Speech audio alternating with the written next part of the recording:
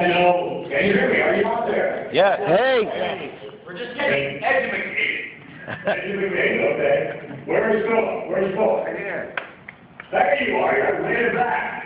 How are you doing? Fine, how are you doing? A Otis section? I didn't get that. Hey, there. Hello, Terry. How are you? Two of my favorite musicians and artists right there. You are amongst royalty there, folks. I don't know if you know that. They are royalty in my world. I love them both. How long have you been on the air so far? Just about 6 years. Okay. Everything good down there? You enjoying it? Yes.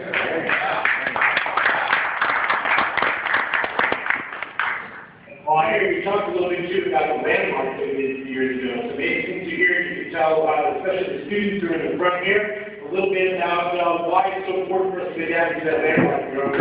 Well, in some ways, I talked about it this morning in one of my meetings that I first connected to Cincinnati and King because of the unfortunate racial situation that occurred about 8 or 9 years ago. And it was so unfortunate because King Records represents one of the truly great initial coming together of races in America in the arts. And particularly since this label is so important to the rise of rock and roll, under that one roof, as both Otis and Phil knows everything happened there, and it happened equally between blacks and whites, sharing roles of responsibility throughout the whole organization. And when you look at the history of rock and roll, you can make a case for the fact that the Rock and Roll Hall of Fame can be in Cincinnati because of King Records.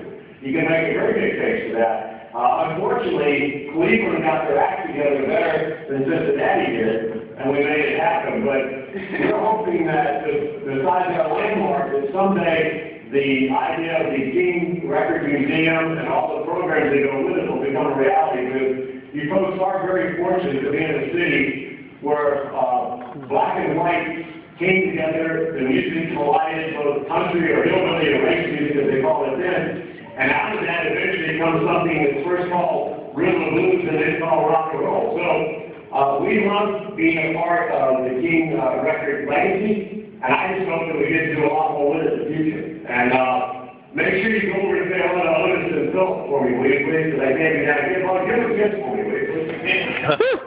Yeah.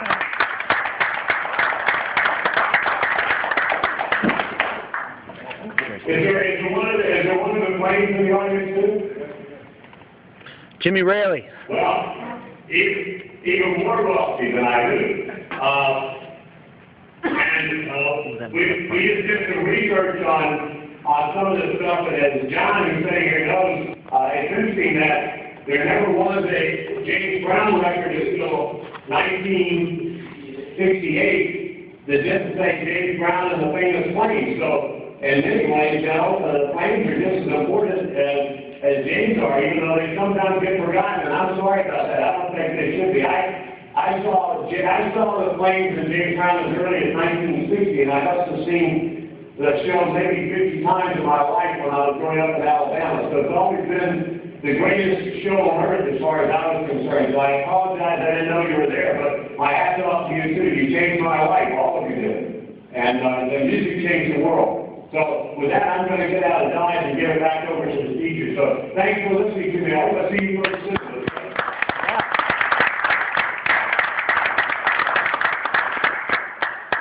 Thanks so much for coming by. Well, Terry actually set us up for a great segue, because the last thing I want to talk about today is James Brown and the Famous Flames. A little bit later, then after, when rock and roll is going, we get to see James Brown coming out of King Records.